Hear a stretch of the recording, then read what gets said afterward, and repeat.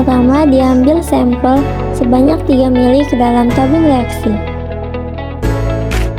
Kemudian ditambahkan dengan beberapa tetes KOH hingga terbentuk endapan.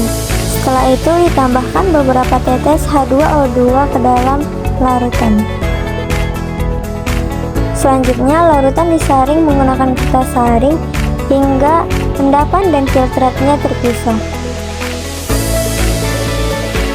Setelah itu dituang filtrat ke dalam tabung reaksi menggunakan corong kaca. Ditambahkan dengan HNO3 pekat ke dalam larutan yang dilakukan pada lemari asam. Setelah itu ditambahkan dengan NH4OH. Kemudian larutan sedikit dikocok.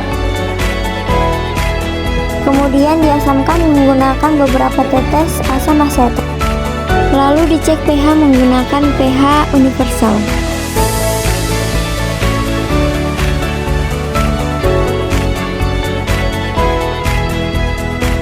Setelah itu ditambahkan beberapa tetes barium klorida pada larutan.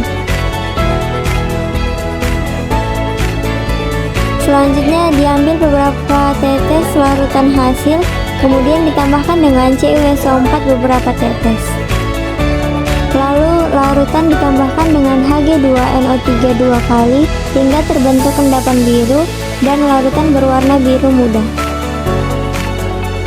Pada katiun golongan 4 diambil sampel kira-kira 3 ml ke dalam tabung reaksi. Setelah itu dipanaskan asam asetat hingga mendidih, kemudian dimasukkan ke dalam sampel sedikit demi sedikit hingga terjadi endapan. Kemudian ditambahkan dengan K2CrO4 sebanyak 2 ml. Selanjutnya larutan dipanaskan hingga terjadi endapan kira-kira 10 menit. Kemudian larutan disaring menggunakan kertas saring.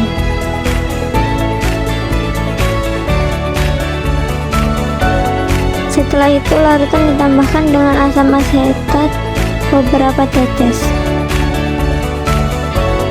Selanjutnya diambil kira-kira 5 tetes larutan dan dimasukkan pada tabung reaksi.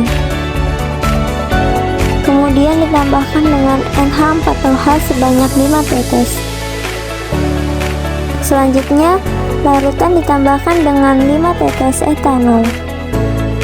Setelah itu ditambahkan K2CrO4 sebanyak 5 tetes.